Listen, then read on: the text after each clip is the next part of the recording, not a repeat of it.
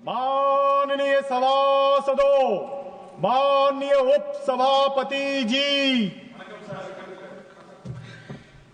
The Disaster Management Amendment Bill 2024, Shri Amit Shah ji to move a motion for consideration of the Disaster Management Amendment Bill 2024.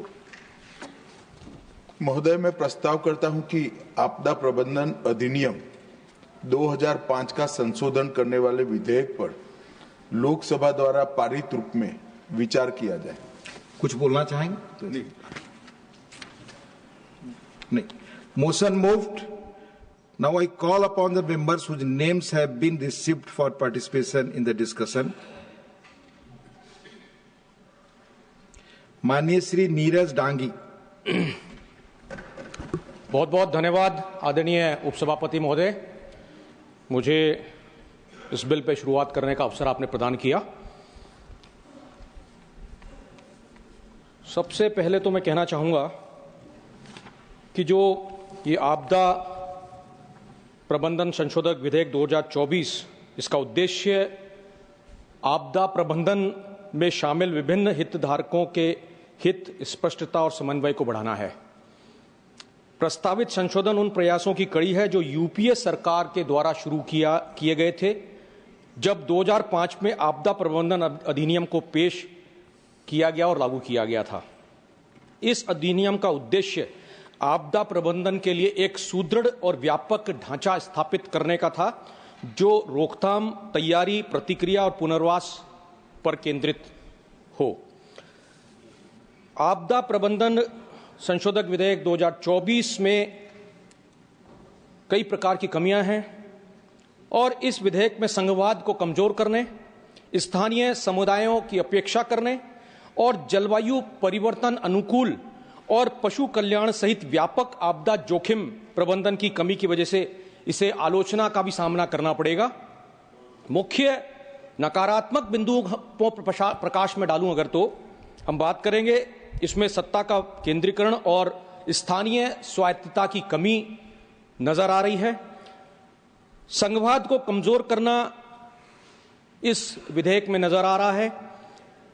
राज्य सरकारों और स्थानीय निकायों की कीमत पर एक उच्च स्तरीय समिति एचएलसी और राष्ट्रीय संकट प्रबंधन समिति एनसीएमसी को सशक्त बनाने पर विधेयक का जोर विवाद का एक प्रमुख बिंदु है और एक शीर्ष से नीचे का दृष्टिकोण महत्वपूर्ण आपदा प्रतिक्रिया प्रयासों में देरी का कारण बन सकता है, क्योंकि स्थानीय अधिकारी जो अक्सर पहले प्रतिक्रिया के बारे में जिक्र करते हैं और होशियार करते हैं, वे सभी हाशिए पर हैं। स्थानीय स्तर पर अधिकारी और स्थानीय लोग जो सूचना दे सकते हैं वो कोई और, मैं समझता हूं कि नहीं दे सकता। जवाबदेही की कमी इस बिल में है। जिला अधिकारियों के लिए प्रदर्शन मूल्यांकन उपायों को हटाने से उनकी तैयारी और प्रतिक्रिया प्रभावशीलता का आकलन करना वो भी कठिन हो जाता है। नए प्राधिकरणों का निर्माण, वित्त, इसमें जो बिल स्पष्ट औचित्य के बिना एक नई शहरी आपदा प्रबंधन प्राधिकरण यूडीएमए का प्रस्ताव करता है जो संभावित रूप से अनावश्यक नौकरशाही परतों का निर्माण करेगा। मैं समझता हूं ये बहुत बड़ी खामी इस बिल में है। ऋण राहत को हटाने की जब हम बात करें तो विधेयक मूल आपदा प्रबंधन अधिनियम की धारा 13 को समाप्त करने का प्रयास करता है जो राष्ट्रीय आपदा प्रबंधन प्राधिकरण एनडीएमए को आपदाओं से प्रभावित व्यक्तियों और समुदायों को महत्वपूर्ण ऋण राहत प्रदान करने का अधिकार देता है। यह बहुत बड़ी कमी इस बिल में नजर आती है। आदरणीय उपसभापति महोदय, जो ये विधेयक है इसे पेश करने का मुख्य कारण वायनाड भूस्खलन जैसी त्रासदियों से बचने के लिए और उनसे निपटने के लिए विशेष रूप से है और जो आपदा प्रबंधन अधिनियम 2005 जिसकी शुरुआत 2004 के उस हिंद महासागर में भूकंप और सुनामी जैसी जो विनाशकारी आपदा आई थी उसके बाद हुआ था, जो इस अधिनियम को प्राकृतिक आपदाओं से प्रभावित लोगों को सहायता और पुनर्वास प्रदान करने और उनके जीवन के पुनर्निर्माण में मदद करने के लिए लागू किया गया था। उस समय में जो यूपीए 1 सरकार थी, कांग्रेस के समर्थन से कांग्रेस की सरकार थी, और उस वक्त मुझे याद है सुनामी का वो जो दौर था, और उसमें जब जो जरूरतमंद थे, जो उस डिजास्टर से प्रभावित हुए, उन तमाम लोगों को राहत प्रदान करने के लिए यूपीए की चेयरपर्सन सोनिया गांधी जी और तत्कालीन प्रधानमंत्री मनमोहन सिंह जी कटिबद्ध थे कि ऐसे जरूरतमंद लोगों को मदद तुरंत प्रभाव से मुहैया कराई जाए। मुझे याद पड़ता है वो वक्त, मैं धन्यवाद भी देना चाहूंगा श्रीमती सोनिया गांधी जी को, जिन्होंने पोस्ट सुनामी रिलीफ वर्क्स के लिए 2004 में जो सुनामी आई, 26 दिसंबर का वो दिन कोई भूल नहीं सकता। उस वक्त वहां उस क्षेत्र में, अंडमान निकोबार, तमिलनाडु, चेन्नई आदि के क्षेत्र में, और मुझे भी वहां मौका मिला पोस्ट सुनामी रिलीफ वर्क्स के लिए काम करने का। 18 दिन तक हम लोगों ने भी शायद उस त्रासदी को बहुत नजदीक से देखा। आपदा क्या होती है, डिजास्टर का सही रूप अगर कोई देखने को मिला तो उस वक्त देखने को मिला। मैं समझता हूं कि राजनीति में मेरे लिए वो जो समय था वो बहुत कुछ सीखने का था, बहुत कुछ जानने का था, और डिजास्टर मैनेजमेंट कैसे किया जाता है वो भी हम लोगों ने उस समय जाना और समझा। मैं समझता हूं कि इस अधिनियम की जो प्रमुख विशेषताएं थी उस समय 2005 की, जिन्हें यूपीए 1 सरकार द्वारा लागू किया गया था, राष्ट्रीय आपदा प्रबंधन प्राधिकरण एमडीएमए की स्थापना, जो राष्ट्रीय स्तर पर आपदा प्रबंधन के लिए नीतियां, योजनाएं और दिशा निर्देश तैयार करने के लिए जिम्मेदार एक सर्वोच्च निकाय है एनडीएमए, जो उस वक्त यूपीए सरकार 1 ने लागू किया। राज्य आपदा प्रबंधन प्राधिकरण एसडीएमए की स्थापना, जिसकी अध्यक्षता मुख्यमंत्री करते हैं, और जिला आपदा प्रबंधन प्राधिकरण डीडीएमए की स्थापना, जिसकी अध्यक्षता जिला मजिस्ट्रेट या उपायुक्त करते हैं, उस वक्त लागू किया गया था। आपातकालीन प्रतिक्रियाओं और आपदा शमन के लिए राष्ट्रीय आपदा प्रतिक्रिया कोष एनडीआरएफ और राष्ट्रीय आपदा शमन कोष एनडीएमएफ की स्थापना उस वक्त की गई थी। केंद्र की मौजूदा मोदी सरकार ने आपदा प्रबंधन के लिए अहम इन निकायों के प्रभावी संचालन की ओर जरा भी ध्यान नहीं दिया है। मैं समझता हूं कि इसमें हैरानी की कोई बात नहीं, क्योंकि हमेशा सरकार का संचालन हमेशा विफल ही रहा है हर चीज के अंदर, क्योंकि असली आपदाएं जो पैदा हुई इस वक्त, नोटबंदी भी एक आपदा का ही रूप रहा, जिसको सुनो यार क्या है विषय पर मैं सत्यता पर प्रकाश डाल रहा हूं। मैं सत्यता पर प्रकाश डाल रहा हूं।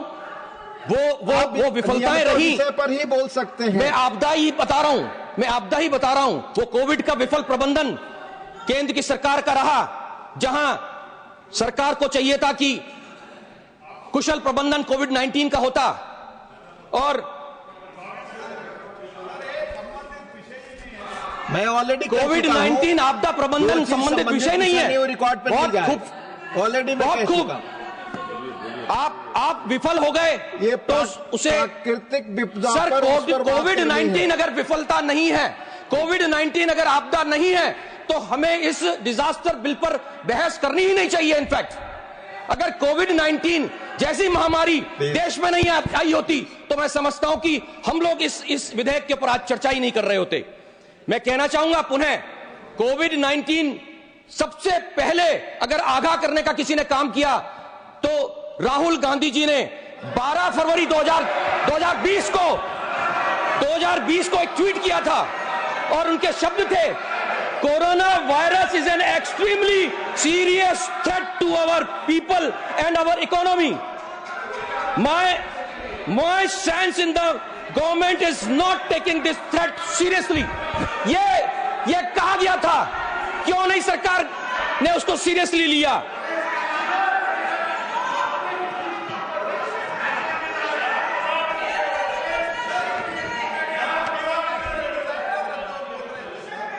नेशनल डिजास्टर पीएम सर, अभी वो ये कह रहे कि sir, I am not yielding unnecessarily, sir. Covid I object.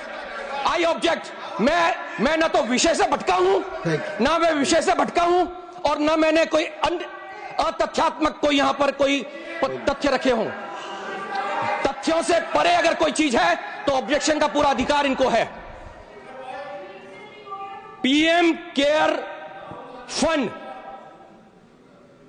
Care fund का निर्माण किया गया, जिसे मैं तो कहूंगा कि PM does not care fund है ये।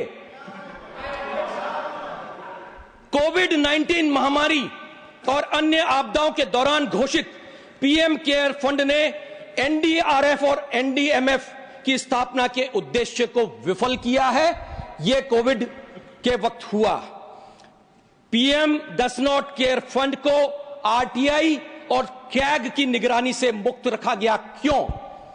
मोदी सरकार ने इन फंडों के उपयोग को लेकर जो है पर्देदारी इसको बनाए रखा, पर्दे में रखा। इसका खुलासा कहीं नहीं हुआ। यहां तक कि आपको याद दिलाना चाहूंगा सारे सदस्यों के लिए, चाहे ट्रेजरी बेंच हो चाहे विपक्ष हो, हमारा उस वक्त का जो एमपी लेड फंड है उसको भी रोका गया। आप भूलिए मत उस चीज को। क्यों रोका गया उसका जवाब भी आज देना होगा। पुनः आग्रह करूंगा नेशनल डिजास्टर मैनेजमेंट पर बोलिए। सर, मैं तो डिजास्टर पे ही बोल रहा हूं। प्लीज। लेकिन इतना पता है कि कम से कम 38 सार्वजनिक क्षेत्रों से, पीएसयू से जो फंड 2105 करोड़ रुपए का योगदान जो दिया गया था, इसके अलावा पीएसयू कर्मचारियों का भी योगदान लगभग 150 करोड़ रुपए वो भी पीएम केयर फंड में प्राप्त हुआ था। पीएम केयर फंड को सरकार ने खास रियायतें दी, जिसमें चैरिटी से जुड़ी आयकर अधिनियम की धारा 80G के तहत 100% की छूट शामिल थी। क्यों नहीं पीएसयू फिर देते 100% छूट लेने के लिए।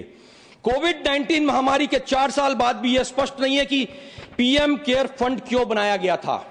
आज तक स्पष्ट नहीं है ये।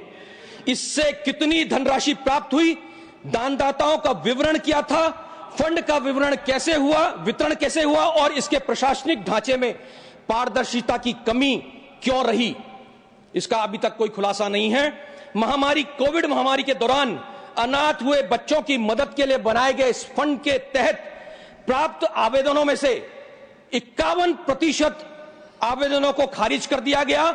सरकारी आंकड़ों के मुताबिक कुल 9,331 आवेदनों में से सिर्फ 558 को ही मंजूरी मिली। ये परिस्थितियां पीएम केयर फंड की रही।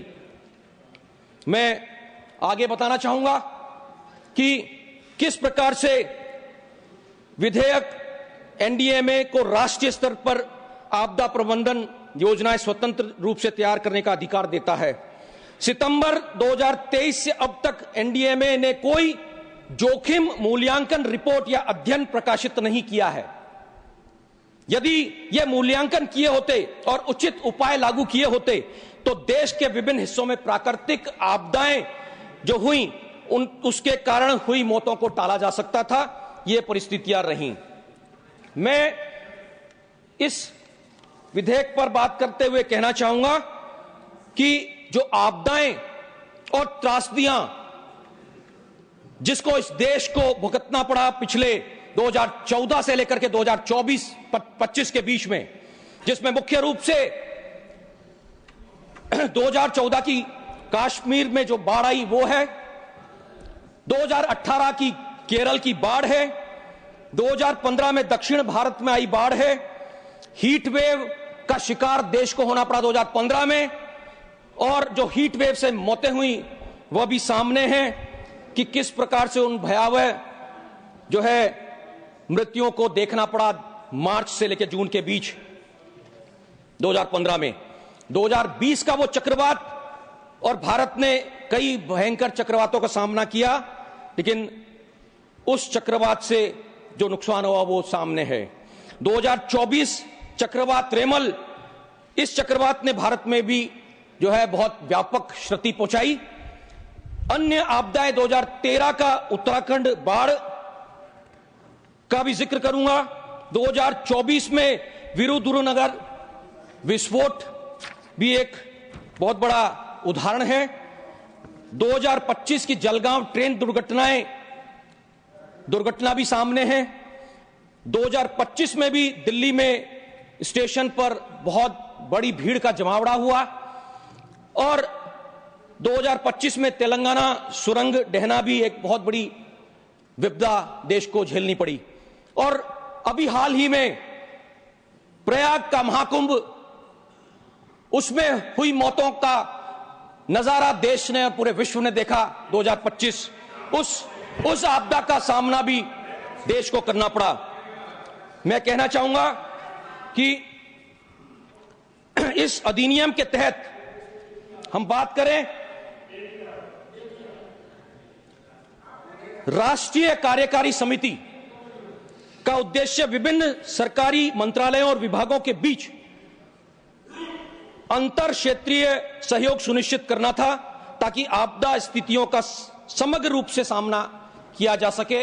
वो कमी भी इस विधेयक में नजर आ रही है।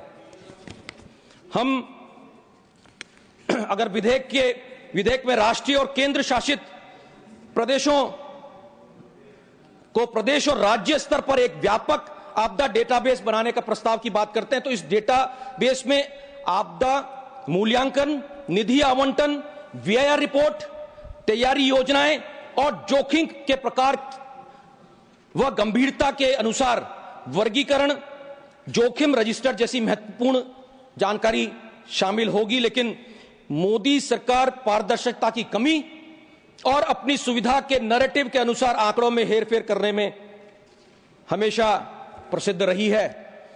डेटाबेस बनाना मात्र एक दिखावा है। सरकार जोखिम मूल्यांकन करने, योजनाएं बनाने या पीएम केयर्स फंड के तहत हुए खर्च का विवरण देने में विफल रही। डेटाबेस दिखाने के लिए भी कुछ नहीं होगा। 2005 के अधिनियम की हम पुनः बात करें तो राज्यों के लिए अनिवार्य है कि आपदा प्रबंधन के क्षेत्र में विशेषज्ञों और व्यवहारिक अनुभव रखने वाले लोगों की एक सलाहकार समिति का गठन करें, जो आपदा प्रबंधन के विभिन्न पहलुओं पर सिफारिश प्रदान करें। इस समिति का उद्देश्य यह सुनिश्चित करना था कि राज्य स्तरीय योजनाएं साक्ष्य और सर्वोत्तम प्रयासों पर आधारित होकर तैयार हों, जिसमें विशेषज्ञों की भी भागीदारी सुनिश्चित हो। इन समितियों को समाप्त करना इस प्रशासन के सर्वज्ञानी रवैये का एक और उदाहरण है। प्रस्तावित विधेयक में पीएम केयर फंड का उल्लेख नहीं है। जैसा मैंने कहा, इस फंड का उपयोग कैसे और किस उद्देश्य से किया जाएगा, इसकी भी बहुत बड़ी कमी है।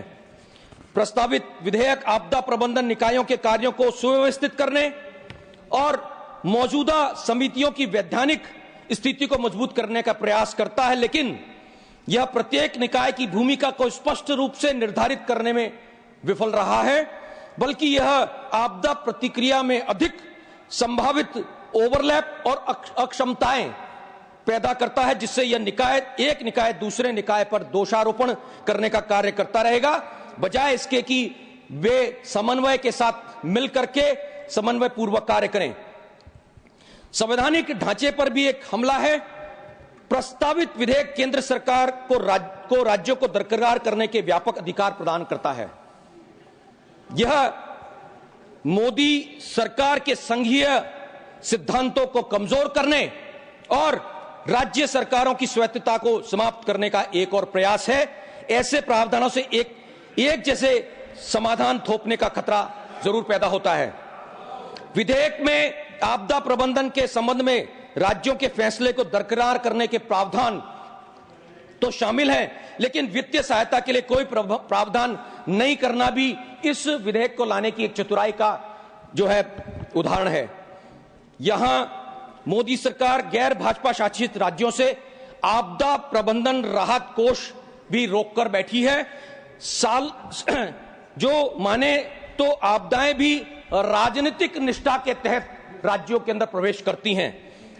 तमिलनाडु और कर्नाटक को आपदा राहत कोष की राशि जारी करने के लिए सुप्रीम कोर्ट का दरवाजा खटखटाना पड़ा था। प्रस्तावित विधेयक के तहत नए निकायों के गठन में आपदा प्रबंधन क्षेत्र के विषय विशेषज्ञों को शामिल करने का भी प्रावधान नहीं है, जो करना चाहिए था। वर्तमान में एनडीएमए की संरचना में कोई विषय विशेषज्ञ नहीं है।